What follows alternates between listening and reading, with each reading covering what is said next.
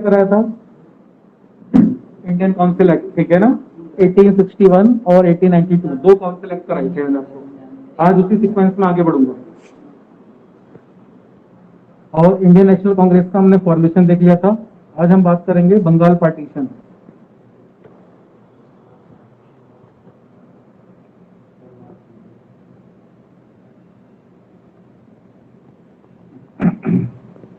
तो बताएगा कौन से ईयर में हुआ था बंगाल पार्टीशन। अब देखो, पार्टीशन ऑफ बंगाल होता है 1905 के अंदर, 1905, राइट। अब देखो टाइम आता है 1899 का, और 1899 के अंदर होता है गवर्नर जनरल उस समय लॉर्ड कर्जन। और इसी पीरियड के अंदर जो इनका टाइम पीरियड रहता है वो रहता है 1899 से लेके 1905 तक का। सर आपकी और आवाज कट रही है। हेलो, अभी बेटर है बच्चों? हाँ जी सर, हेलो अब हेलो, बेटर है। अब बेटर क्लियर। है सर। ठीक है। थोड़े से स्पीकर बंद रखना, बस जिस समय क्वेश्चन पूछना उस समय ऑन करना, ठीक है? फिर इको होगा फिर वॉइस अगर सारे स्पीकर ऑन रहेंगे। अब देखो, पार्टीशन ऑफ बंगाल हमें आज स्टार्ट करना है, और पार्टीशन ऑफ बंगाल 1905 की बात करेंगे। और इस पार्टीशन ऑफ बंगाल के अंदर जो मेन भूमिका रहती है वो किसकी रहती है? Lord Curzon. यानी इनका टाइम पीरियड रहता है 1899 से लेके 1905 की। और ये वो टाइम पीरियड था जिस समय इंडिया के अंदर एक लहर चल रही थी जिसका नाम था नेशनलिज्म, यानी कि राष्ट्रवाद की आंधी चल रही थी। नेशनलिज्म के बारे में बात कर रहे थे, जैसे आज के बारे में भी आप बात करते हो ना, नेशनलिज्म के ऊपर ही मोदी जी देखो सेंट्रल गवर्नमेंट के अंदर बैठे हुए हैं। बीजेपी ने जगह जगह सरकार बना ली है नेशनलिज्म के मुद्दे पे। राष्ट्रवाद का जो मुद्दा है ना, वो पहले भी बहुत बड़ा मुद्दा हुआ करता था और आज के टाइम पे भी बहुत बड़ा मुद्दा हुआ करता है। तो ये जो नेशनलिज्म का मुद्दा है ना, जिस समय हमारा देश आजाद नहीं था उस समय भी एक बहुत बड़ा मुद्दा था। तो यानी कि 1905 का वो टाइम था, 1899 से लेकर 1905 का, उस समय एक हवा चल रही थी किसकी? राष्ट्रवाद की, नेशनलिज्म की। तो देखो इसके अंदर क्या होता है। अब ब्रिटिशर्स के जो उस समय बड़े ऑफिसर्स थे, उन्होंने सोचा क्यों ना इस राष्ट्रवाद को रोका जाए, क्योंकि नेशनलिज्म अगर बढ़ेगा तो ब्रिटिश गवर्नमेंट को प्रॉब्लम होगी। तो उन्होंने प्लान बनाया कि हमें ना इस राष्ट्रवाद को रोकना चाहिए, क्योंकि राष्ट्रवाद क्या था? राष्ट्रवाद का ना कोई धर्म नहीं है, कोई हिंदू नहीं, कोई मुसलमान नहीं, कोई सिख नहीं, कोई ईसाई नहीं, क्योंकि देश सभी का है। समझ रहे हो? तो मुस्लिम्स को इन्होंने तोड़ने के लिए क्या प्लान बनाया वो भी देखेंगे हम। तो यानी कि राष्ट्रवाद की लहर चल रही थी, ब्रिटिशर्स को लगा कि हमें इस नेशनलिज्म को रोकना चाहिए, यानी कि इस नेशनलिज्म को कम करना चाहिए, इसको रोकने की जरूरत है। तो उन्होंने सोचा क्यों ना हम एक काम करते हैं, बंगाल का पार्टीशन कर देते हैं। और उस समय जो बंगाल था कितना बड़ा हुआ करता था। बंगाल के अंदर बिहार, उड़ीसा, आसाम और छत्तीसगढ़ का कुछ पोर्शन उसी के अंदर लगा करता था। यानी आप मान के चलो कि इंडिया की जो टोटल पॉपुलेशन का 78 मिलियन पीपल सिर्फ और सिर्फ बंगाल के अंदर रहते थे। यानी कि आप सोच सकते हो कि बंगाल कितना बड़ा है। बिहार आज अलग राज्य है, उड़ीसा एक अलग है, आसाम अलग है, छत्तीसगढ़ अलग है, और वेस्ट बंगाल तो अलग राज्य है ही। यानी कि ये 3 4 5 राज्य मिला के एक अकेला राज्य हुआ करता था जिसका नाम था बंगाल। ठीक है, तो उस समय बंगाल का पोर्शन बहुत बड़ा राज्य हुआ करता था। तो ब्रिटिशर्स ने सोचा कि क्यों ना इस बंगाल का पार्टीशन करा जाए। तो अभी वो पार्टीशन का प्लान करेंगे, यानी कि बंगाल को ऐसे डिवाइड करेंगे, एक तरफ वाला बंगाल के अंदर सिर्फ हिंदू रह जाएंगे और दूसरी तरफ वाले बंगाल के अंदर सिर्फ और सिर्फ रह जाएंगे मुस्लिम। यानी इस तरीके से ये प्लान बना रहे हैं कि बंगाल को दो हिस्सों में हम तोड़ेंगे। यानी कि नेशनलिज्म जो चल रहा है, अभी तक हिंदू और मुसलमान साथ में मिलकर लड़ रहे हैं, तो ये क्या करेंगे, हिंदुओं को और मुसलमान को डिवाइड करेंगे। किसमें? अलग अलग एरियाज में। एक एरिया बना देंगे बंगाल का मुस्लिम एरिया और एक एरिया बना देंगे बंगाल का हिंदू एरिया। यानी कि पार्टीशन भी किस तरीके से करा जाएगा? On the basis of religion. यानी कि इन्होंने क्या करा था, हमको धर्म में बांटने की शुरुआत ना बंगाल पार्टीशन से कर दी थी। इससे पहले ना मुस्लिम्स के माइंड में ये बात नहीं थी कि उनको अलग देश चाहिए, उनको एक अलग मुल्क चाहिए, या उनको एक अलग जगह चाहिए रहने के लिए। लेकिन जब ये बंगाल का पार्टीशन होता है तो उनको लगता है कि भाई हमारे लिए भी कुछ अलग से होना चाहिए। ठीक है, अब देखो क्या था। सुरेंद्र नाथ बनर्जी और उस समय जो लीडर थे कृष्ण कुमार मिश्रा, इनके न्यूज़पेपर चलते थे। और एक न्यूज़पेपर का नाम सुरेंद्र नाथ बनर्जी का जो न्यूज़पेपर था बंगाली, और दूसरा था कृष्ण कुमार मिश्रा, इनका था हिताब्दी। इन्होंने अपने न्यूज़पेपर के अंदर ये न्यूज निकाल दी कि ब्रिटिश गवर्नमेंट क्या कर रही है, बंगाल का पार्टीशन करने का प्लान कर रही है। यानी न्यूज़पेपर में इस चीज को पब्लिश कर दिया। हवा तो लगी जाती है कि सरकार क्या योजना बना रही है। तो वैसे इनको जब पता चला कि ब्रिटिश गवर्नमेंट पार्टीशन का प्लान बना रही है, तो इन्होंने क्या कर दिया, न्यूज़पेपर के अंदर इस चीज को प्रिंट कर दिया। अब हमने लास्ट टाइम पे देखा था इंडियन नेशनल कांग्रेस क्या करते थे, सबसे पहले उनका काम था पिटिशन फाइल करी, स्पीच दी जगह जगह, पब्लिक मीटिंग्स करी, यानी कि लोगों को पिटिशंस के थ्रू बताया, स्पीच के थ्रू बताया, पब्लिक मीटिंग्स करके बताया कि भाई ये ब्रिटिश गवर्नमेंट सही नहीं कर रही, गलत कर रही है हमारे साथ। तो इन्होंने सबको बताना स्टार्ट करा, ठीक है। यानी जगह जगह लोगों को बताना स्टार्ट करा कि भाई ब्रिटिश गवर्नमेंट बंगाल के पार्टीशन का प्लान बना रही है, पिटिशन के थ्रू, स्पीचेस के थ्रू, पब्लिक मीटिंग करनी, रैलियां वगैरह, जो रैलियां होती हैं, छोटी छोटी पब्लिक मीटिंग, जनसभाएं, वो करनी इन्होंने स्टार्ट की और लोगों को इसके बारे में अवेयर करना स्टार्ट करा। अब इसके बाद क्या होता है, वो फाइनली टाइम आ जाता है जुलाई 1905 और date of Bengal partition was announce, यानी कि बंगाल के पार्टीशन की डेट अनाउंस कर दी जाती, क्योंकि सरकार किसके हाथ में थी, ब्रिटिश गवर्नमेंट के हाथ में। उन्होंने किसी से पूछना नहीं था, पहले तो अभी तक ये चल रहा था कि बंगाल का पार्टीशन होगा, सोचा जा रहा था बंगाल के पार्टीशन के बारे में, लेकिन अब वो टाइम आता है कि बंगाल का पार्टीशन, यानी कि 1903 में सोचते हैं लॉर्ड कर्जन कि बंगाल को ना दो हिस्सों में तोड़ देना चाहिए, उसको डिवाइड कर देना चाहिए। और उस समय का बंगाल, बिहार, उड़ीसा, असम, छत्तीसगढ़ एक तरफ हुआ करता था। तो इन्होंने क्या करा, बंगाल को कैसे तोड़ने का प्लान बनाया था कि एक तरफ हिंदू कर देंगे, दूसरी तरफ मुसलमान कर देंगे। तो इंडियन लीडर्स थे, उनके न्यूज़पेपर चला करते थे, एक का नाम बंगाली और एक का नाम हिताब्दी था।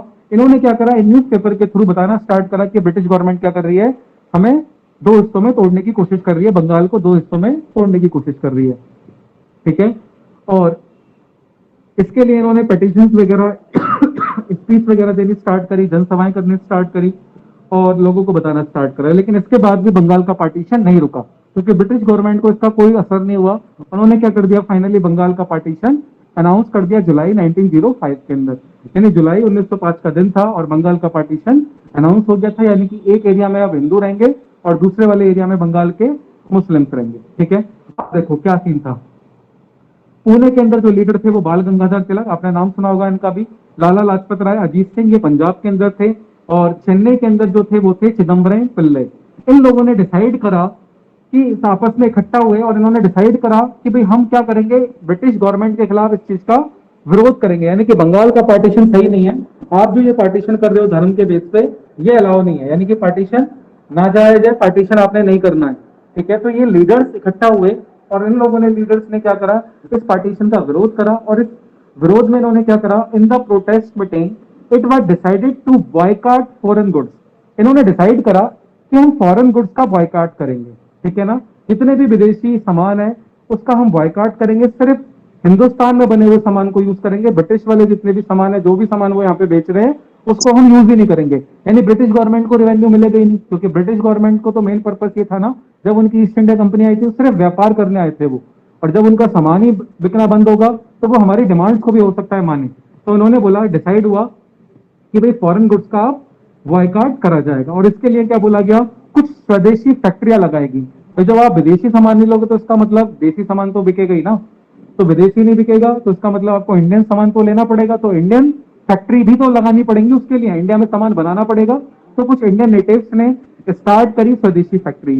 साथ में हमने बॉयकॉट करा उनके स्कूल्स का, ये जो आप यहाँ पे देख रहे हो इनके स्कूल्स का, कॉलेजेस का भी बॉयकॉट कर दिया। लोगों ने अपने बच्चों को अंग्रेजों के स्कूल्स में भेजना बंद कर दिया कि हम तुम्हारे स्कूल्स में अपने बच्चे को नहीं भेजेंगे। पहला फॉरेन गुड्स का बॉयकॉट कर दिया ब्रिटिश गवर्नमेंट।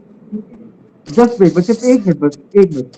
ब्रिटिश गुड्स का बॉयकॉट करना स्टार्ट करा। उसके बाद इन्होंने बॉयकॉट करना स्टार्ट करा कि आपके स्कूल्स में भी हम इनको नहीं भेजेंगे। साथ में तो मेन चीज थी गुड्स के अंदर, वो था सॉल्ट, जो कि लिवरपूल से आता था, इंग्लैंड से, और जो क्लोथ्स आते थे वो आते थे मैनचेस्टर से। यानी कि हमने जो मेन गुड्स बॉयकॉट करे थे वो करा था सॉल्ट, नमक। और नमक उस समय कहां से आता था, नमक इंडिया में बनाना अलाउ नहीं था उस समय, ब्रिटिशर्स ने अलाउ नहीं कर रखा था। और क्लोथ्स, क्लोथ्स आते थे हमारे मैनचेस्टर से। तो हमने जो गुड्स थे ना, गुड्स में दो गुड्स का मेनली बॉयकॉट किया था, एक तो सॉल्ट और दूसरा क्लोथ्स। सॉल्ट आता था लिवरपूल से और क्लोथ्स आते थे उस समय मैनचेस्टर से, ठीक है।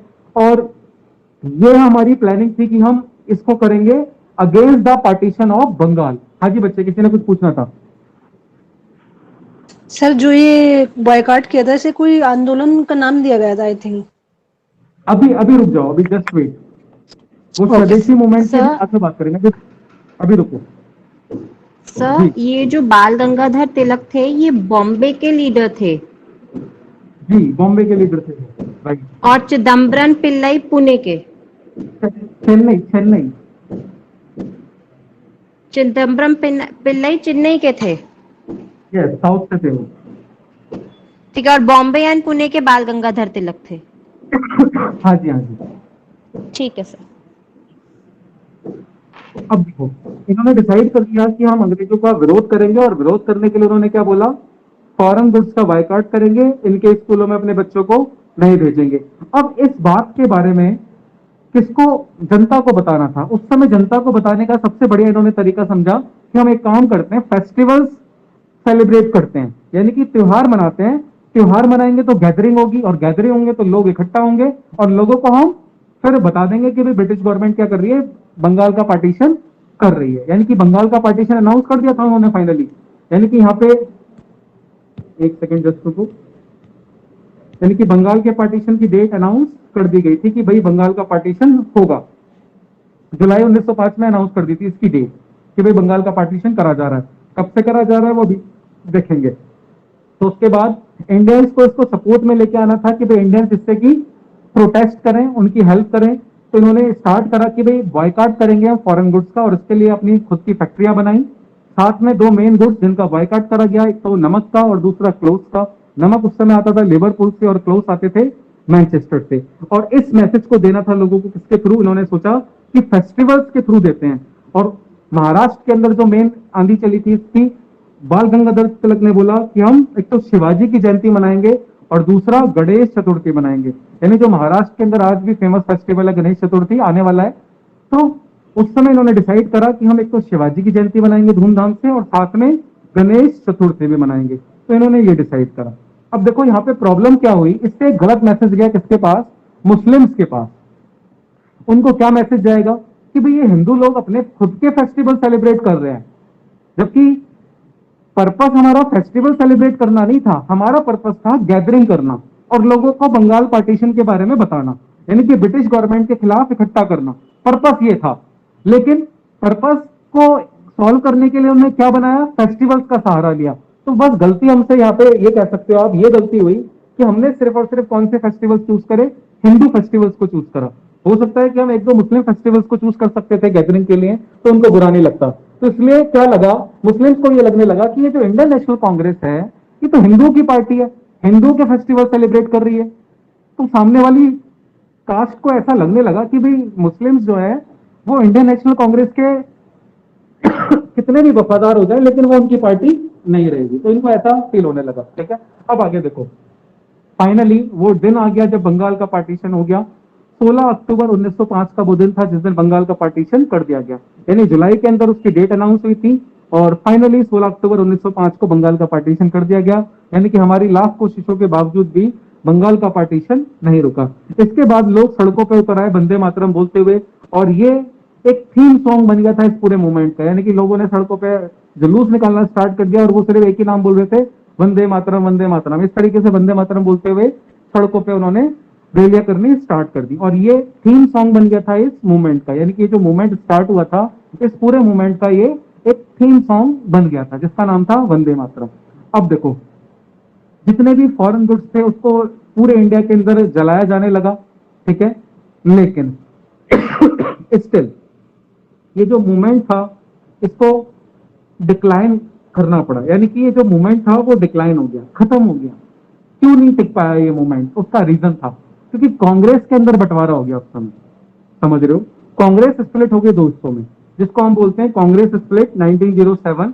और कैसे स्प्लिट हुई, एक तरफ मॉडरेट्स और एक तरफ एक्सट्रीमिस्ट्स, इन दोनों के अंदर ये बट गई। तो बच्चा बताएगा मॉडरेट्स क्या है और एक्सट्रीमिस्ट्स क्या है? Anybody? Moderates and extremists Congress sir के दो हिस्से। एक्सट्रीमिस्ट वो होते हैं कि अगर कोई इशू है तो उसको उसी टाइम ही सॉर्ट आउट किया जाए, चाहे वो मार के हो चाहे वो लड़ाई करके हो। We need justice right now. Yes right. और मॉडरेट थे जो प्रार्थना, पहले प्रेयर, पिटीशन, यस इश्यूज के लिए मॉडरेट। बिल्कुल राइट। उनका तरीका ये था कि वो प्यार से बात करेंगे पहले, और एक्सट्रीमिस्ट की सोच थी प्रोटेस्ट करना, सीधे लड़ने के लिए तैयार रहते थे हमेशा। वो थे आपके एक्सट्रीमिस्ट। यानी कि कांग्रेस के अंदर भी ना दो विचारधाराएं पल रही थी। यानी एक विचारधारा बोलती थी कि हम अंग्रेजों से प्यार से बात करेंगे, और दूसरी तरफ एग्रेशन में, अगर ऐसे नहीं करेंगे तो हम इनके खिलाफ ये कर देंगे, आंदोलन कर देंगे, वो कर देंगे, प्रोटेस्ट कर देंगे, जला देंगे। इनके गुड्स को जला देंगे, बॉयकॉट कर देंगे, इस तरीके से भी भावनाएं चल रही थी।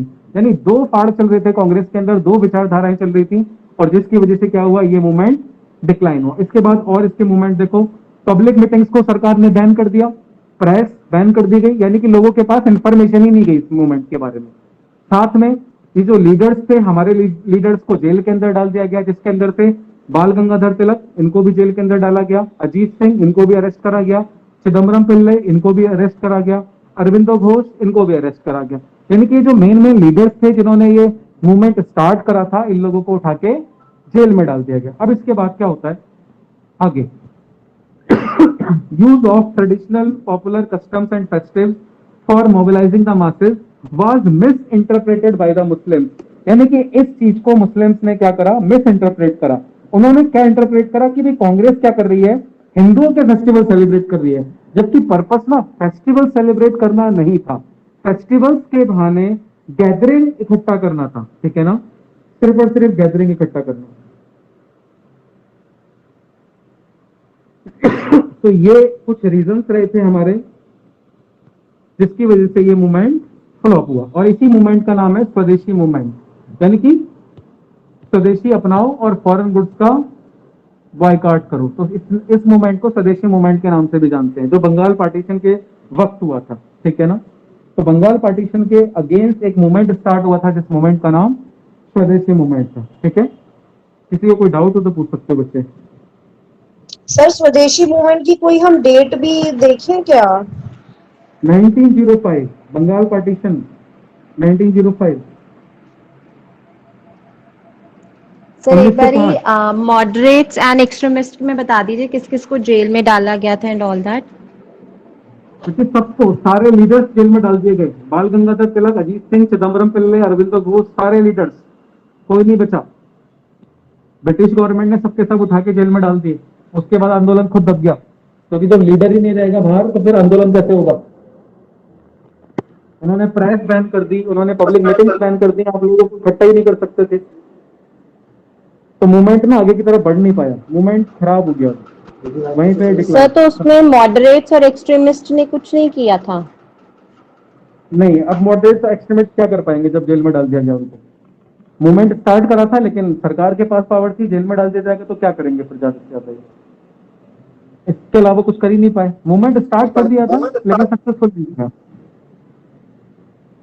सर ये जो पब्लिक मीटिंग्स और प्रेस बैन की थी, ये भी गवर्नमेंट ने की थी, ब्रिटिश गवर्नमेंट ने? बिल्कुल, ब्रिटिश गवर्नमेंट भी बैन करेगी, ठीक है, क्योंकि उन्हीं का राज चल रहा था हमारे ऊपर। उन्होंने सारी पब्लिक मीटिंग, प्रेस सब बैन कर दिया कि कोई पब्लिक मीटिंग नहीं होगी, कोई प्रेस नहीं होगी, किसी भी तरह का कोई आर्टिकल्स न्यूज़पेपर वगैरह में आप नहीं प्रिंट कर सकते थे, क्योंकि लोगों के पास खबर ही नहीं जाएगी ना, तो उनको पता कैसे चलेगा कि हो क्या रहा है। भाई जैसे अफगानिस्तान के अंदर कुछ हुआ, हमें कैसे पता चला कि तालिबान ने राज कर लिया, न्यूज़पेपर, न्यूज़ के थ्रू तो पता चला। अब अगर न्यूज़ ही बैन कर दी जाती, सोशल मीडिया प्लेटफॉर्म बैन हो जाते, हमें पता ही नहीं चलता कभी तालिबान में अफगानिस्तान के अंदर क्या हुआ।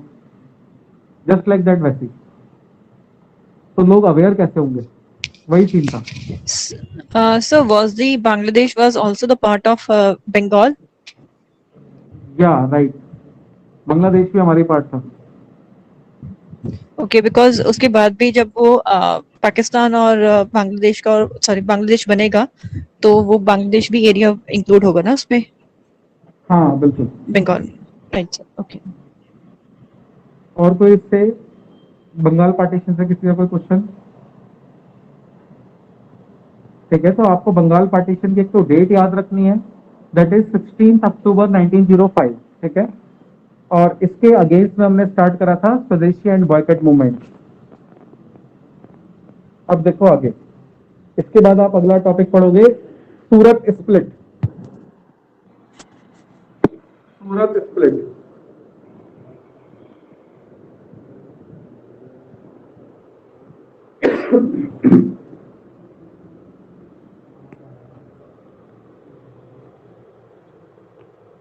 अब देखो, ये जो सूरत स्प्लिट है ना, हमने अभी बात करी थी ना कि कांग्रेस के अंदर दो विचारधाराएं आ गई थी। ये सूरत स्प्लिट क्या है, कांग्रेस दो हिस्सों में बढ़ जाएगी, एक तरफ मॉडरेट्स और एक तरफ एक्सट्रीमिस्ट, यही सूरत स्प्लिट है। तो देखो क्या सीन है, क्या होगा, तो कांग्रेस के अंदर दो तरह से लीडर्स चल रहे हैं, एक तरफ है मॉडरेट लीडर्स और दूसरी तरफ है एक्सट्रीमिस्ट। दोनों कांग्रेसी हैं, यानी कि एक तरफ मॉडरेट और एक तरफ एक्सट्रीमिस्ट, दोनों ने कांग्रेस पार्टी ज्वाइन कर रखी है। फॉर एग्जाम्पल आप एक तरफ मैं हूं मॉडरेट, आप हो एक्सट्रीमिस्ट। तो देखो मॉडरेट चाहते थे कि भाई प्यार से कॉन्स्टिट्यूशनल रिफॉर्म्स करा दिए जाएं, यानी ग्रेजुअल कॉन्स्टिट्यूशनल रिफॉर्म्स होते रहें, यानी कि हमारा जो संवैधानिक रिफॉर्म्स है वो चलते रहे। जैसे अंग्रेज एक के बाद हमारी बात मान रहे थे ना, जैसे हमने देखा था 1861 का काउंसिल एक्ट, उसके अंदर इंडियंस को सिर्फ हमने नॉन ऑफिशियल मेंबर्स में अलाउ किया हुआ था, लेकिन फाइनेंस डिस्कशन अलाउ नहीं था, तो क्वेश्चंस नहीं पूछ सकते थे। उसके बाद उन्होंने डिस्कशंस भी अलाउ करा, क्वेश्चंस पूछना भी अलाउ करा, मेंबर्स की संख्या भी बढ़ाई गई। तो मॉडरेट्स का कहना था कि ब्रिटिश गवर्नमेंट क्या करेगी, कॉन्स्टिट्यूशनल रिफॉर्म्स करवा लेंगे उनके प्यार से। लेकिन एक्सट्रीमिस्ट की सोच अलग थी। एक्सट्रीमिस्ट चाहते थे कि हमें अपनी सरकार चाहिए, हमें दूसरे की सरकार नहीं चाहिए। मॉडरेट्स चाहते थे कि ब्रिटिश गवर्नमेंट सरकार में बनी रहे, हमें कोई दिक्कत नहीं है। एक्सट्रीमिस्ट चाहते थे कि हमें अपनी सरकार चाहिए, यानी कि हमें ब्रिटिश गवर्नमेंट की सरकार नहीं चाहिए। वी डिमांड सेल्फ गवर्नमेंट, यानी कि हमारी सरकार होनी चाहिए खुद की। यानी कि जो आपने सेंट्रल लेजिस्लेटिव देखा था, उसके अंदर सारे के सारे मेंबर कौन से होने चाहिए, यानी कि जो वाइसराय की एग्जीक्यूटिव काउंसिल थी उसके अंदर सारे मेंबर्स इंडियंस चाहिए थे। जितने भी एडिशनल मेंबर थे, चाहे वो ऑफिशियल हो चाहे वो नॉन ऑफिशियल हो, वो भी हमें इंडियंस चाहिए थे। ये सोच थी एक्सट्रीमिस्ट की। लेकिन मॉडरेट्स क्या चाहते थे कि कॉन्स्टिट्यूशनल रिफॉर्म्स होते रहे। तो यहाँ पे मतभेद था, यानी कि इंडियन नेशनल कांग्रेस के अंदर दो तरीके से लोग थे, एक तरफ थे हमारे मॉडरेट्स और दूसरी तरफ थे एक्सट्रीमिस्ट। एक्सट्रीमिस्ट को बहुत जल्दी थी, वो चाहते थे कि सरकार उनकी बन जाए, और मॉडरेट्स चाहते थे कि धीरे धीरे कॉन्स्टिट्यूशनल रिफॉर्म्स आ जाएं, ब्रिटिश गवर्नमेंट ही राज करती रहे। तो देखो क्या हुआ। मॉडरेट्स कौन थे? मॉडरेट्स वो थे जो सबसे पहले पेटिशन, स्पीच और पब्लिक मीटिंग्स का सहारा लेते थे। और एक्सट्रीमिस्ट कौन से थे? एक्सट्रीमिस्ट वो थे जो सीधे, देखो आप हाथ में मशाल लेके खड़ा हुआ है ना, यानी कि एक्सट्रीमिस्ट ये सब पब्लिक मीटिंग, स्पीच और पिटीशन का सहारा नहीं लेते थे, ये वायलेंस में बिलीव करते थे, हिंसा में। यानी कि अगर हमारी बात नहीं मानी तो उसके बाद हम फिर आंदोलन करेंगे और बड़े लेवल पे आंदोलन करेंगे। यानी कि एक्सट्रीमिस्ट सिर्फ और सिर्फ हिंसा में बिलीव करते थे, प्रोटेस्ट में बिलीव करा करते थे। लेकिन मॉडरेट हिंसा में बिलीव नहीं करते थे, वायलेंस में बिलीव नहीं किया करते थे। अब देखो क्या सीन बना। 1885 से लेके 1905 के बीच में जो टाइम पीरियड था ना कांग्रेस का, उसको हम बोलते हैं मॉडरेट फेज, यानी कि बड़े प्यार से चला। लेकिन 1905 में जो बंगाल का पार्टीशन हुआ, उसके बाद एक्सट्रीमिस्ट वाला फेज आना अब स्टार्ट होगा। और बंगाल के पार्टीशन के बाद एक मूवमेंट स्टार्ट हुआ था, जिस मूवमेंट का नाम था स्वदेशी एंड बॉयकॉट मूवमेंट। अब हमें ना एक उम्मीद थी मॉडरेट्स को कि ना अच्छे दिन आने वाले हैं, और अच्छे दिन का मतलब क्या था? Minto and Morley reforms. अभी मैं मिंटो एंड मॉर्ले रिफॉर्म्स की बात भी करूंगा आपसे। यानी कि मॉडरेट्स को पता था कि पहले अनाउंसमेंट हो गई थी कि ब्रिटिश गवर्नमेंट ने एक नए एक्ट लेके आ रही है, नया कानून लेके आ रही है, और उस कानून का नाम था मिंटो मॉर्ले रिफॉर्म्स। अभी आएंगे मिंटो मॉर्ले रिफॉर्म्स, आपको पता चलेगा कि सरकार उन रिफॉर्म्स में क्या करेगी, तो अभी आगे देखेंगे। यानी कि हमें पता था कि रिफॉर्म्स आने वाले हैं, तो मॉडरेट्स बड़े प्यार से डील कर रहे थे ब्रिटिश गवर्नमेंट के साथ, क्योंकि ऐसा होगा अगर प्यार से डील नहीं करेंगे तो सरकार फिर ये मिंटो मॉर्ले रिफॉर्म्स जो लेके आ रही है वो रिफॉर्म नहीं लेके आएगी। तो ये बहुत प्यार से डील कर रहे थे। तो क्या होता है अब देखो, वी शुड प्रेशराइज गवर्नमेंट। इन्होंने बोला कि हमें ना सरकार को प्रेशराइज करना चाहिए। किसका? एक्सट्रीमिस्ट। एक्सट्रीमिस्ट सोच रहे थे कि हम सरकार को प्रेशराइज करेंगे कि जल्दी से जल्दी आप ये रिफॉर्म्स लेके आओ। लेकिन क्या होता है, इसी चीज के लिए 1905 के अंदर कांग्रेस का सेशन बुलाया जाता है, जिसके अंदर जो हेड होते हैं वो होते हैं गोपाल कृष्ण गोखले। ठीक है, इनको प्रेसिडेंट चूज करा जाता है। कांग्रेस का सेशन होता है, जो मैंने आपको बोला था, कांग्रेस का सेशन हर साल होगा, और हर साल दिसंबर महीने में होगा, और लास्ट के 3 दिन में ऑर्गेनाइज करा जाएगा। तो बात आती है, कांग्रेस का सेशन बुलाया जाता है, और कांग्रेस वाले सेशन में क्या करते थे, ये रेजोल्यूशन पास करते थे। और रेजोल्यूशन का मतलब क्या था कि ब्रिटिश गवर्नमेंट से कौन कौन सी बातें मनवानी है अपनी, उसको डिसाइड करते थे ये अपने सेशन के अंदर। सारे के सारे मिलकर वोटिंग होती थी उस चीज के ऊपर कि हाँ ये वाली बात मनवानी है, ये वाली बात मनवानी है। और ये सारे के सारे मुद्दे होते थे देश से जुड़े हुए, यानी लोकल मुद्दा कोई सा नहीं होता था इसके अंदर। तो यानी कि कांग्रेस के सेशन में 1905 में एक चीज डिसाइड हो गई, दैट वी विल सपोर्ट स्वदेशी एंड बॉयकॉट मूवमेंट। यानी कि एक्सट्रीमिस्ट भी मान गए और मॉडरेट भी मान गए कि ठीक है, हम स्वदेशी एंड बॉयकॉट मूवमेंट को सपोर्ट करेंगे, क्योंकि दोनों में अलग अलग हो गए थे दोनों। तो ये जिसकी वजह से ये मूवमेंट डिक्लाइन करना पड़ गया था। बाद में जब सेशन बुलाया गया तो दोनों के दोनों तैयार हो गए, ठीक है कोई दिक्कत नहीं है, ये जो मूवमेंट चलाया गया है स्वदेशी एंड बॉयकॉट मूवमेंट, हम इसको सपोर्ट करने के लिए तैयार है। लेकिन यहाँ पे प्रॉब्लम क्या आती है, यहाँ पे प्रॉब्लम आती है जब ये मीटिंग चल रही थी ना, तो इस मीटिंग के अंदर एक्सट्रीमिस्ट के अंदर से एक आदमी जूता फेंक के मारता है जो कि मॉडरेट्स के ऊपर जाके लगता है। अब प्रॉब्लम यहाँ पे क्या आ रही है, मीटिंग चल रही है और डिसाइड हो रहा है कि हम सपोर्ट करेंगे स्वदेशी एंड बॉयकॉट मूवमेंट को, और इतने में एक जूता आता है और जो कि किसके पड़ता है, मॉडरेट्स के आके लगता है। यानी एक जूता मॉडरेट्स के आके लग जाता है, शूज, यानी कि शूज थ्रो हो जाते हैं आपस में, यानी लड़ाई स्टार्ट हो जाती है। यानी मॉडरेट्स के अंदर और एक्सट्रीमिस्ट के अंदर अब लड़ाई हो गई है। यानी कि ये वाला जो सेशन था, ये तो इसका कोई रिजल्ट नहीं निकलता। अब बात आती है कांग्रेस के अगले वाले सेशन की, यानी कि वो वाला साल खत्म, अगले साल कुछ नहीं होता, स्वदेशी बॉयकॉट मूवमेंट फ्लॉप हो जाता है। मॉडरेट्स थोड़ा बहुत उसके अंदर पार्टिसिपेट करते भी हैं, लेकिन एक्सट्रीमिस्ट उनका साथ नहीं देते। इसके बाद क्या होगा, अगला सेशन बुलाया जाएगा 1906 का। अब क्या हो रहा है सेशन के अंदर, मॉडरेट्स भी लड़ रहे हैं, एक्सट्रीमिस्ट भी लड़ रहे हैं। किस चीज के लिए लड़ रहे हैं, दोनों के दोनों, ये एक तरफ है मॉडरेट्स और एक तरफ एक्सट्रीमिस्ट, बीच में है ये दादा भाई नौरोजी, यह है बीच बचाव करने वाले पर्सन। यानी कि कांग्रेस का नया सेशन बुलाया जा रहा है कलकत्ता के अंदर 1906 वाला, और मॉडरेट्स भी लड़ रहे हैं, एक्सट्रीमिस्ट भी लड़ रहे हैं, दोनों आपस में लड़ रहे हैं कि भाई हम प्रेसिडेंट बनेंगे, हम प्रेसिडेंट बनेंगे। क्योंकि अल्टीमेटली डिसाइड कौन करता था, उस सेशन का प्रेसिडेंट डिसाइड करता था कि भाई हम किस चीज को ब्रिटिश गवर्नमेंट से मनवाएंगे, किस बात को अपनी ब्रिटिश गवर्नमेंट से मनवाएंगे। तो लड़ाई हो रही है कि हम प्रेसिडेंट बनेंगे, हम प्रेसिडेंट बनेंगे। तो इतने में क्या होता है, जब लड़ाई ज्यादा हो जाती है इन दोनों के बीच में, तो जो दादा भाई नौरोजी होते हैं, ठीक है, ये सबसे सीनियर होते हैं और इनकी रेस्पेक्ट मॉडरेट्स भी करते हैं और एक्सट्रीमिस्ट भी करते हैं। तो ये बोलते हैं ना तो मॉडरेट्स का प्रेसिडेंट बनेगा, ना ही एक्सट्रीमिस्ट का प्रेसिडेंट बनेगा, मैं प्रेसिडेंट बन जाता हूं, क्या मेरे प्रेसिडेंट बनने से किसी को दिक्कत है? तो मॉडरेट्स बोलते हैं नहीं, आप प्रेसिडेंट बन रहे हो तो हमें कोई दिक्कत नहीं है, आप प्रेसिडेंट बनो। एक्सट्रीमिस्ट बोलते हैं हमें भी आपसे कोई दिक्कत नहीं है। लेकिन ऐसा नहीं होगा कि मॉडरेट का प्रेसिडेंट बनेगा। एक्सट्रीमिस्ट ने बोला ना तो मॉडरेट का प्रेसिडेंट बनेगा, मॉडरेट वालों ने बोला ना ही एक्सट्रीमिस्ट का बनेगा, आप बन जाओ, हम दोनों ही आपकी बहुत सम्मान करते हैं, आपकी बहुत रेस्पेक्ट करते हैं। तो यानी कि जो कांग्रेस का सेशन है, अभी तक लड़ाई चल रही थी कि प्रेसिडेंट कौन बनेगा इस सेशन का, मॉडरेट्स और एक्सट्रीमिस्ट दोनों आपस में लड़ रहे हैं। इसके बाद डिसाइड हो जाता है कि प्रेसिडेंट कौन बनेंगे, दादा भाई नौरोजी। अब देखो दादा भाई जैसी अपनी स्पीच स्टार्ट करते हैं, इसके अंदर वो बोलते हैं self government is our new objective. वो बोलते हैं कि सेल्फ गवर्नमेंट हमारा नया मुद्दा है।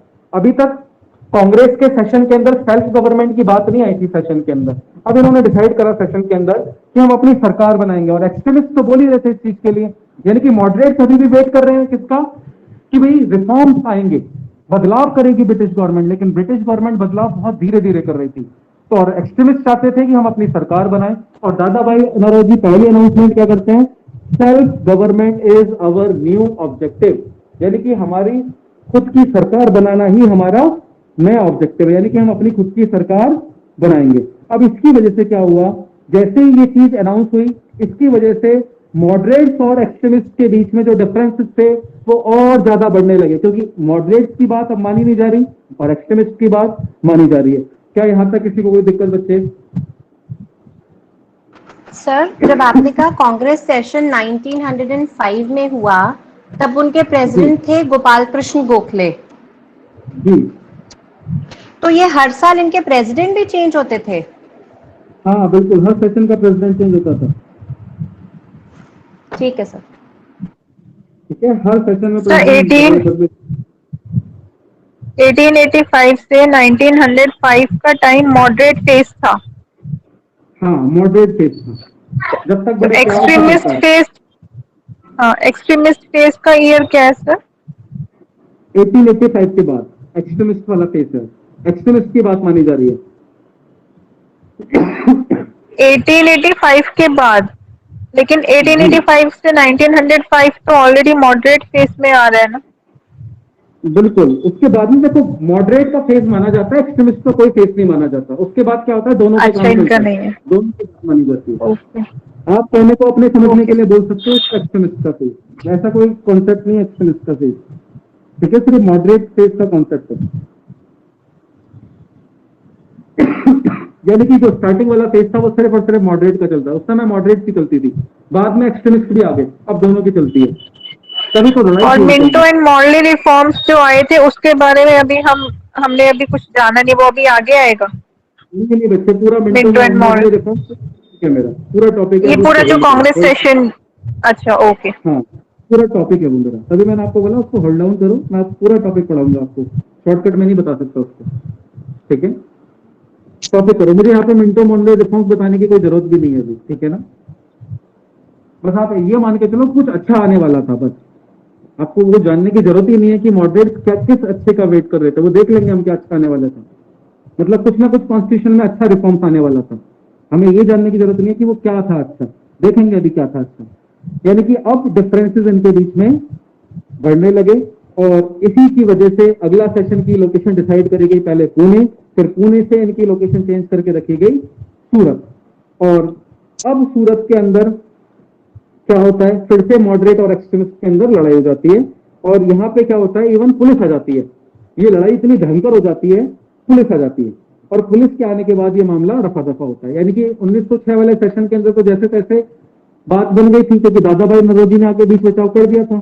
फिर एक्सट्रीमिस्ट और मॉडरेट दोनों आते हैं, क्योंकि कांग्रेस के तो पार्ट दोनों होते हैं, मॉडरेट भी होते हैं और एक्सट्रीमिस्ट भी होते हैं, और अगली मीटिंग होती है सूरत, इसीलिए इसका नाम ना सूरत स्प्लिट है।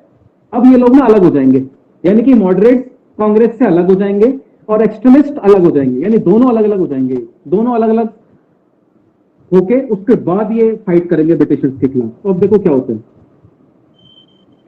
अगले सेशन का टाइम आ रहा है 1907, और ये सेशन होता है सूरत के अंदर। इस सेशन के अंदर भी मॉडरेट और एक्सट्रीमिस्ट के अंदर लड़ाई हो जाती है, और हालात इतने खराब हो जाते हैं कि इसके अंदर पुलिस आ जाती है और कुछ लोगों को अरेस्ट भी कर लिया जाता है। इसके बाद क्या होता है, इस लड़ाई के बाद जब मामला शांत होता है तो मॉडरेट्स अपनी एक प्राइवेट मीटिंग बुलाते हैं, और इस प्राइवेट मीटिंग के अंदर क्या डिसाइड करा जाता है, ये जो अरविंदो घोष थे और बिपिन चंद्र पाल जो इनके नेता थे, ये तो डिसाइड करते हैं कि भाई हम क्या कर रहे हैं, पॉलिटिक्स से रिटायरमेंट ले रहे हैं, कि हम पॉलिटिक्स में एक्टिव नहीं रहेंगे। और जो लाला लाजपत राय होते हैं वो ब्रिटेन चले जाते हैं और कुछ टाइम के लिए यूएसए चले जाते हैं, और उसके बाद जो कुछ नेशनलिस्ट होते हैं उनको टॉर्चर करा जाता है जेल के अंदर, ब्रिटिश गवर्नमेंट उनको जेल में डाल देती है और बहुत टॉर्चर करती है। अब इसके बाद क्या होता है, ब्रिटिश गवर्नमेंट को इन मॉडरेट के और एक्सट्रीमिस्ट के अलग होने से बहुत फायदा होता है। क्यों? क्योंकि वो प्रोटेस्ट को दबाने में सक्सेसफुल हो जाते हैं। अब देखो मॉडरेट्स को पता है क्या लगता था, मॉडरेट्स को ये लगता था कि ब्रिटिश गवर्नमेंट उनके प्रेशर में काम कर रही है, जबकि ऐसा नहीं था। ब्रिटिश गवर्नमेंट सिर्फ और सिर्फ काम करती थी एक्सट्रीमिस्ट के प्रेशर में, क्योंकि एक्सट्रीमिस्ट वायलेंस में बिलीव करते थे, हिंसा में, प्रोटेस्ट में, क्योंकि मॉडरेट्स तो सिर्फ हर बार हाथ ही जोड़ते थे, पिटीशन फाइल करते थे, प्रेयर करते थे, स्पीच देते थे, पब्लिक मीटिंग्स करते थे, उसका कोई रिजल्ट नहीं था। लेकिन मॉडरेट्स को ये लगने लगा था कि हमारी वजह से ब्रिटिश गवर्नमेंट झुकती है हर बार, लेकिन ऐसा नहीं था, ब्रिटिश गवर्नमेंट झुकती है एक्सट्रीमिस्ट की वजह से। तो ब्रिटिश गवर्नमेंट तो चाहती थी कि दोनों अलग हों, और ये जो 1907 वाला सेशन हुआ, इसके अंदर इतनी खतरनाक लड़ाई हो जाती है दोनों के बीच में, यहाँ पे फाइनली पुलिस आ जाती है और पुलिस इनको अरेस्ट भी करके ले जाती है, जिसके अंदर से कुछ लीडर्स होते हैं आपके, लाला लाजपत राय, ये चले जाते हैं Britain, then USA, Aurobindo Ghosh, Bipin Chandra Pal, ये पॉलिटिक्स से ही रिटायरमेंट ले लेते हैं कि हमें राजनीति करनी नहीं, और कुछ नेशनलिस्ट को जेल के अंदर टॉर्चर करा जाता है, और इसी का फायदा ब्रिटिश गवर्नमेंट उठा लेती है, और मॉडरेट्स और एक्सट्रीमिस्ट अब डिवाइड हो चुके हैं। यानी कि सूरत स्प्लिट का मतलब है split of Indian National Congress, Indian National Congress का दो हिस्सों में डिवाइड होना, यह है आपका सूरत split.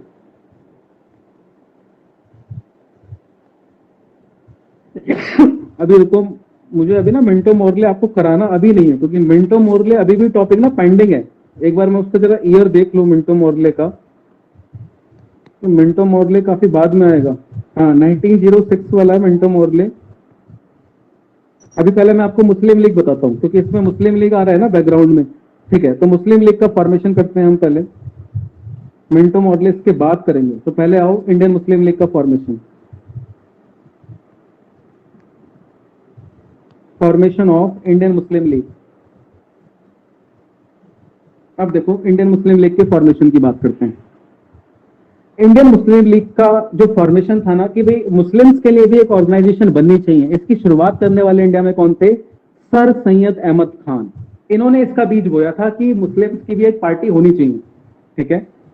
The seed of Muslim communalism were sown by sir Syed Ahmed Khan. इसका जो बीज बोया गया था ना, वो इन्हीं के द्वारा बोया गया, ठीक है। और सर सैयद अहमद खान को क्या लगता था कि जो बंगाल का पार्टीशन करा है ना लॉर्ड कर्जन ने, ये ठीक है, यानी कि हिंदू सर इसका ईयर कौन सा है? किसका? इंडियन मुस्लिम लीग का सर? अभी बता रहा हूँ बच्चों, अभी रुको।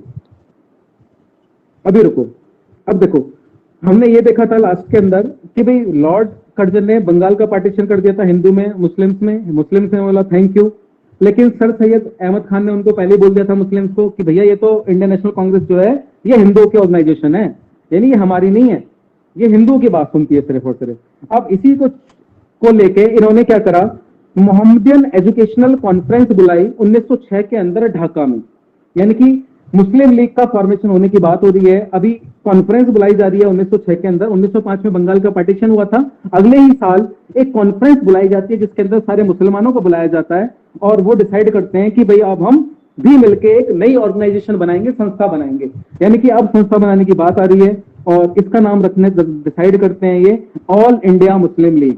और इसके बारे में कौन देता है कि इसका नाम क्या रखा जाएगा, वो होते हैं ख्वाजा सालिमुल्लाह। ख्वाजा सालिमुल्लाह बोलते हैं कि इसका नाम ऑल इंडिया मुस्लिम लीग रखो, जैसे इंडियन नेशनल कांग्रेस है वैसे ही इस पार्टी का जो नाम होगा वो ऑल इंडिया मुस्लिम लीग होगा। और इसके साथ साथ कौन कौन आते हैं इसके फाउंडर्स में, खान बहादुर गुलाम, सैयद आमिर अली और विक्रम उल मुल्क, ठीक है। तो these are the founders of All India Muslim League. साथ में सर तो सुल्तान हमें मोहम्मद सबके शाह नाम को- पता होने चाहिए ना? बिल्कुल बच्चे, सबके नाम पता होना चाहिए आपको। आगा खान थर्ड, ये सारे मुस्लिम लीग के फाउंडर्स हैं, ठीक है। 1906 ढाका में मीटिंग हुई, उसके बाद ऑल इंडिया मुस्लिम लीग को बनाया गया, ठीक है। नेम अब किसने देखो, दिया था सर? ख्वाजा सालिमुल्लाह, ये नाम रिकमेंड करने वाले ख्वाजा सालिमुल्लाह थे। इन्होंने बोला कि इसका नाम होगा ऑल इंडिया मुस्लिम लीग, ये ख्वाजा सालिमुल्लाह ने बोला था। फाउंडर ये सारे हैं, फाउंडर सारे हैं, ठीक है। सबने मिलकर एक साथ बनाई है, लेकिन नाम एक ने दिया है, ख्वाजा सालिमुल्लाह। जैसे हम सारे मिलकर एक ऑर्गेनाइजेशन बनाए और नाम मैं रिकमेंड कर दूं तो मेरा नाम अलग से चलेगा, नाम आपका भी आएगा लेकिन फाउंडिंग मेंबर्स में आएगा, मेरा नाम फाउंडिंग मेंबर्स में भी आएगा और नेम रिकमेंडेशन में, दोनों में जगह आएगा। अब देखो, यानी इन्होंने अब ऑर्गेनाइजेशन तो बना ली, अब इसका ऑब्जेक्टिव, जैसे इंडियन नेशनल कांग्रेस का भी ऑब्जेक्टिव था ना कि वो नेशनल इश्यूज के मुद्दों को डिस्कस करेगी और उसके लिए एक सेशन बुलाएगी, और वो भी सेशन साल के एंड में होगा, दिसंबर मंथ में, और 3 दिन तक सेशन चलेगा। तो जैसे ही इंडियन नेशनल कांग्रेस ने कर रखा था वैसे ही इनका ऑब्जेक्टिव था। तो इसका पर्पस था, objective is to safeguard Muslim rights, यानी कि मुस्लिम के राइट्स को प्रोटेक्ट करा जाए। और दूसरा इनका पर्पस क्या था, बाय सपोर्टिंग ब्रिटिश गवर्नमेंट, कि ब्रिटिश गवर्नमेंट को सपोर्ट करो। यानी कि ये चाहते थे, इनको पता है क्या लग रहा था कि अगर इंडियन नेशनल कांग्रेस ने ब्रिटिशर्स को यहां से भगा दिया, ईस्ट इंडिया कंपनी को, फिर तो इंडियन नेशनल कांग्रेस राज करेगी। और इंडियन नेशनल कांग्रेस किसकी पार्टी लगती थी इनको, इनको हिंदुओं की पार्टी लगती थी। तो मुसलमानों को ये लगता था तो हिंदुओं का राज आ जाएगा, तो हमारी कौन सुनेगा, इनको ये लगता था, समझ रहे हो। तो यहां प्रॉब्लम थी और इनको ये गलत फहमी हुई थी बंगाल पार्टीशन से। वो जो फेस्टिवल्स बुला के उन्होंने स्टार्ट करा था, उन्होंने गणेश चतुर्थी और शिवाजी फेस्टिवल सेलिब्रेट करने की सोची, तो मुस्लिम्स को लगा यार इंडियन नेशनल कांग्रेस तो हिंदुओं की पार्टी है, जबकि पर्पस उसका सेलिब्रेशन नहीं था, फेस्टिवल सेलिब्रेशन तो सेकेंडरी था। पर्पस था कि गैदरिंग इकट्ठी हो जाए, लोग आ जाएं फेस्टिवल्स के बहाने। तो लेकिन इंडियन नेशनल कांग्रेस ने उसको मिस इंटरप्रेट करा, तो उसी की गलती की वजह से इन्होंने सोचा कि भाई कांग्रेस जो है, जिसको आज हम मुसलमानों की पार्टी बोल देते हैं ना, जैसे बीजेपी को हिंदुओं की पार्टी बोल देते हैं, वैसे ही इंडियन नेशनल कांग्रेस को उस समय हिंदुओं की पार्टी बोला करते थे। देखो, तो इनका मेन पर्पस था कि मुस्लिम्स के राइट को सेफगार्ड करना, और इन्होंने सोच लिया था कि हम ऐसा कैसे कर सकते हैं, हमें क्या करना पड़ेगा, ब्रिटिश गवर्नमेंट को ज्यादा से ज्यादा सपोर्ट करो। जब तक हम अच्छे उसमें नहीं फॉर्म होके आ जाते, यानी कि हमारी भी कोई वजूद नहीं बन जाता, तब तक हम ब्रिटिश गवर्नमेंट को यहाँ पे इंडिया में रहने देंगे, क्योंकि ब्रिटिशर्स के राज में हम सुरक्षित महसूस कर रहे थे। ये लोग, इनको ऐसा लगता था कि ब्रिटिश गवर्नमेंट के राज में हम लोग सुरक्षित हैं, हमारे साथ भेदभाव नहीं किया जाए, क्योंकि ब्रिटिश गवर्नमेंट तो हिंदू मुस्लिम में कोई भेदभाव करती नहीं थी, वो तो दोनों के लिए बराबर ही थी। लेकिन उन्होंने पहचान लिया था इंडिया के अंदर कि भाई इंडिया के अंदर अगर मॉडरेट और एक्सट्रीमिस्ट को अलग करना है और नेशनलिज्म को कम करना है, तो इनके अंदर ना धर्म की राजनीति करनी पड़ेगी, जो कि आज तक चली आ रही है, वो तब से चली आ रही है। ब्रिटिशर्स भी इस बात को समझते थे, आज की पार्टियां भी इस बात को समझती हैं। देखो आगे क्या हुआ फिर। इसके बाद मोहम्मद अली जिन्ना ने मुस्लिम लीग को ज्वाइन करा 1913 के अंदर। ये भी अपने आप में बहुत बड़ा इंपॉर्टेंट नाम है। मोहम्मद अली जिन्ना मुस्लिम लीग को ज्वाइन कर लेते हैं 1930 के अंदर। तो इस तरीके से हमारी मुस्लिम लीग की फॉर्मेशन होती है। तो that was the formation of Indian Muslim league. किसी को कोई इसमें डाउट हो तो सर, मोहम्मद अली जिन्ना ने कब ज्वाइन करी थी मुस्लिम लीग? 1913 1913। सर एक बार फाउंडर्स की सर, नेम जब, बता दीजिए दोबारा। फाउंडर्स के नेम फिर से बता देता हूं। ख्वाजा सालिमुल्लाह, लिखो ख्वाजा सालिमुल्लाह, खान बहादुर गुलाम, ख्वाजा सालिमुल्लाह, खान बहादुर गुलाम, सैयद आमिर अली, सैयद आमिर अली, विक्रम उल मुल्क, विक्रम उल UL उल मुल्क MULK, विक्रम उल मुल्क। उसके बाद आगा खान थर्ड, आगा खान थर्ड,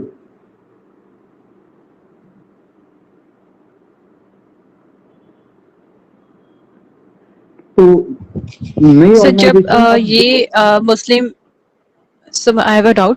सब जब ये मुस्लिम्स को ये लगा कि नेशनल कांग्रेस जो है, इंडियन नेशनल कांग्रेस इस हिंदूज की है, तो क्या उस टाइम पे ये चीज उन लोगों को नहीं पता चली थी कि मुस्लिम हमारे जो साथी हैं उनको ये चीज मतलब उनको ये लग रहा है, उन्होंने कोई स्टेप्स नहीं लिए इसके रिगार्ड से, नहीं, to curb this हमें thing कुछ ऐसा basically, feeling नहीं to curb this feeling? नहीं, Okay. हमने कोई स्टेप्स नहीं लिए उनके लिए, यही तो गलती हो गई। स्टेप्स लेने चाहिए थे, अगर स्टेप्स लेते तो ये पार्टीशन होता ही नहीं कभी। ब्रिटिशर्स ने इसी चीज का तो फायदा उठाया, क्योंकि ये तो सोची समझी चाल थी ब्रिटिशर्स की। उन्होंने बंगाल का पार्टीशन करा इस तरीके से था कि एक तरफ हिंदू हो जाए, एक तरफ मुसलमान हो जाए। मुसलमान खुश थे उस पार्टीशन को लेके, और हिंदू चाहते थे कि पार्टीशन ना हो। तो मुसलमानों को लगा कि भाई हिंदू तो अपने बारे में सोच रहा है, हमारे बारे में तो सोच ही नहीं रहा। और साथ में उन्होंने क्या करा, इसका विरोध करने के लिए फेस्टिवल्स भी हिंदू वाले सेलिब्रेट करे। तो मुसलमानों को लगने लगा कि ये तो हिंदुओं की पार्टी है, सिर्फ हिंदुओं के फेस्टिवल के बारे में सोचती है, हमारे फेस्टिवल तो सेलिब्रेट ही नहीं कर रही। जैसे आज के टाइम पे आप देखते हो, ईद के टाइम पे सब लोग ये टोपी लगा लगा घूमते हैं, हिंदू लोग भी। क्यों करना पड़ेगा, उनके फेस्टिवल भी सेलिब्रेट करने पड़ेंगे। लेकिन आपने देखा होगा योगी आदित्यनाथ ने यूपी के अंदर मना कर दिया कि मैं तो नहीं पहनता टोपी, लेकिन बाकी पार्टी पहनते हैं ना। अखिलेश यादव पूरी पार्टी देते हैं, इफ्तार पार्टी, वो योगी आदित्यनाथ भी देते हैं पार्टी रमजान की, लेकिन वो टोपी नहीं पहनते। अखिलेश यादव टोपी भी पहन लेते हैं क्योंकि उनको वोट चाहिए मुसलमानों के, तो करना पड़ेगा आपको ये काम ना। तो क्योंकि धर्म की राजनीति आज भी चली आ रही है, और इस बात को ना अंग्रेज भी समझते थे और इस बात को आज के लोग भी समझते हैं। अगर आप धर्म के हिसाब से नहीं चलोगे तो आप राजनीति नहीं कर सकते। तो सरकार राजनीति कर ही रही है धर्म के हिसाब से, और ये डिवाइड करा हुआ अंग्रेजों पे ही है। अब देखो, इसमें एक नाम आया था सर सैयद अहमद खान, इनके बारे में जल्दी से आपको क्विक रिवीजन। वैसे ऑल्दो मुझे टॉपिक ये कराना नहीं था, लेकिन मैंने कहा चलो 5 मिनट में आपको कराता हूं। देखो, सर सैयद अहमद खान कौन थे? इन्होंने बीज बोया था सर सैयद अहमद खान ने। ये एक फिलोसफर, राइटर और एक इस्लामिक रिफॉर्मर रहे थे, और इनका जन्म 1817 के अंदर दिल्ली के अंदर हुआ था। और इनके जो फादर थे ना, वो पर्सनल एडवाइजर थे मुगल बादशाह के, यानी कि अकबर शाह II के पर्सनल एडवाइजर हुआ करते थे इनके फादर। यानी कि ये छोटा मोटा कोई नाम नहीं है, ये बहुत बड़ी हस्ती है अपने आप में, सर सैयद अहमद खान। इनके जो फादर थे वो मुगल बादशाह के पर्सनल एडवाइजर हुआ करते थे, PA हुआ करते थे, ठीक है। और साथ में उनके पास मिनिस्टर का पद भी था और एडमिनिस्ट्रेशन भी संभालते थे। और ये जो सर सैयद अहमद खान है, इन्होंने धार्मिक एजुकेशन भी ली थी और इनको मॉडर्न एजुकेशन भी मिली। इसके बाद इन्होंने क्या करा, नौकरी ज्वाइन करी, और इनको नौकरी दे दी गई। उनको बोला गया कि आपको हम हायर कर लेते हैं, यानी मुगल बादशाह ने इनको नौकरी दे दी। इसके बाद क्या होता है, ब्रिटिश गवर्नमेंट जब इंडिया में आती है तो ये मुगल बादशाह की नौकरी छोड़ते हैं और ब्रिटिश गवर्नमेंट की नौकरी ज्वाइन कर लेते हैं। यानी कि जैसे आपको अगर कोई एक नौकरी अच्छी नहीं लग रही, दूसरी नौकरी ज्वाइन करोगे, तो इनको दिखाई देता है कि भाई मुगल बादशाह की नौकरी अब रही नहीं कुछ खास, तो ये बोलते हैं कि ब्रिटिश ईस्ट इंडिया कंपनी की नौकरी ज्वाइन करता हूं। तो ब्रिटिश ईस्ट इंडिया कंपनी क्या करती है, इनको नौकरी पर रख लेती है। और ब्रिटिश ईस्ट इंडिया कंपनी के ये वफादारों में से होते हैं, लॉयलिस्ट में से। लॉयलिस्ट का मतलब समझते हो, वफादारों में वफादार, यानी कि ब्रिटिश ईस्ट इंडिया कंपनी के ये ज्यादा वफादार होते हैं उस समय। अब हमने देखा ही था कि 1857 का रिवॉल्ट सप्रेस कर दिया गया था, और इस समय इनकी जो पोजीशन थी वो थी chief assessment officer of Bijnor court. यानी कि सर सैयद अहमद खान इतना अच्छा काम कर रहे थे कि ब्रिटिश गवर्नमेंट ने उनको चीफ असेसमेंट ऑफिसर बना दिया था बिजनौर कोर्ट के अंदर। अब आगे देखो, इन्होंने एक पब्लिश करी थी बुक जिसका नाम था असबाब ए बगावत ए हिंद। अब ये जो किताब है ना, असबाब ए बगावत ए हिंद, इस किताब में पता है क्या था? इस किताब में ये था 1857 के रिवॉल्ट के बारे में, कि बगावत किस तरीके से हुई ब्रिटिशर्स के खिलाफ। तो इस किताब का नाम है असबाब ए बगावत ए हिंद। बगावत का मतलब रिवॉल्ट, कि किस तरीके से ये विद्रोह हुआ ब्रिटिशर्स के खिलाफ। अब इनका कहना था, ये बार बार यही बोलते थे जहां भी मीटिंग्स में जाते थे, कॉन्फ्रेंस में जाते थे, पढ़ाई करो पढ़ाई करो। यानी मुस्लिम्स को ये एक ही बात बोलते थे, पढ़ाई करो पढ़ाई करो, क्योंकि इन्होंने खुद भी पढ़ाई कर रखी थी बहुत ज्यादा, और ब्रिटिश गवर्नमेंट के अंदर इनके पास एक अच्छी जॉब भी थी। चीफ असेसमेंट ऑफिसर बन गए थे बिजनौर कोर्ट के अंदर, और ब्रिटिशर्स के लॉयलिस्ट भी थे। और 1857 रिवॉल्ट के ऊपर इन्होंने किताब भी लिखी, असबाब ए बगावत हिंद जिसका नाम था। और ये हर बार बोलते थे, हर बच्चे को रिकमेंड करते थे कि आपको पढ़ाई करनी चाहिए, ज्यादा से ज्यादा पढ़ाई करो, तभी जाके तुम्हें अच्छी नौकरी मिलेगी, ब्रिटिश गवर्नमेंट तभी तुम्हें नौकरी देगी। क्योंकि हमने लास्ट वाला जो देखा था ना, गवर्नमेंट ऑफ इंडिया एक्ट, उसके अंदर ब्रिटिशर्स ने क्या बोला था, रानी की प्रोक्लेमेशन क्या थी, उन्होंने बोला था हम आपको नौकरी देंगे, लेकिन किसके बेस पे देंगे, on the basis of qualification.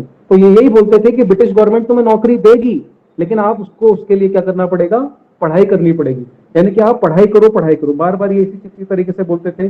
और इसी के साथ 1875 में इन्होंने मोहम्मदन एंग्लो ओरिएंटल कॉलेज बनवाया, जो यहाँ पे लिख रहा है ना, आप उसको थोड़ा सा टेढ़ा करके देखोगे। 1875 में इन्होंने मोहम्मदन एंग्लो ओरिएंटल कॉलेज की स्थापना करी। आज के टाइम पे बताएगा कि इसको किस नाम से जानते हैं, बाद में 1920 में इसका नाम चेंज करा गया।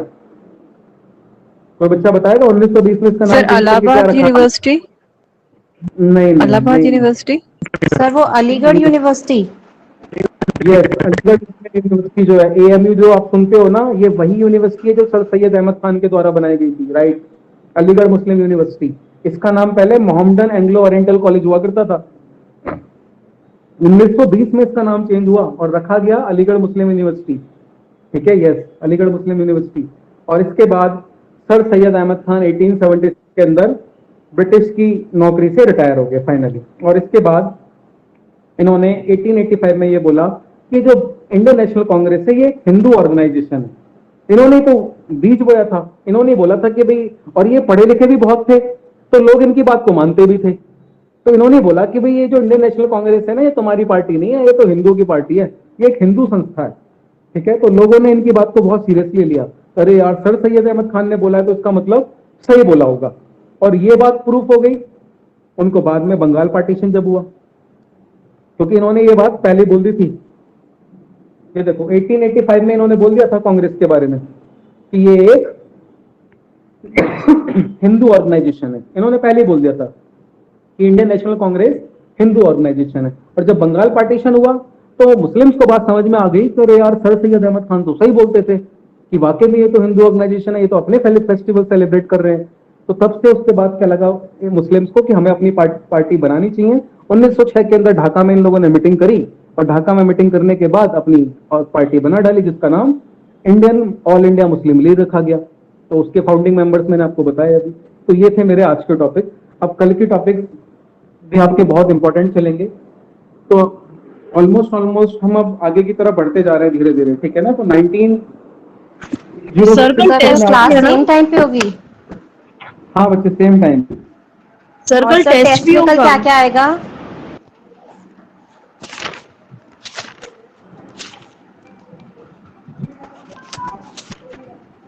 मैं आपको लोगों को सर ना कल टेस्ट में क्या क्या आएगा? कर दूंगा। टेस्ट में सर, देखो, टेस्ट के टॉपिक्स। मेरा जो मेन टॉपिक है ना, उसमें एक तो गवर्नमेंट ऑफ इंडिया,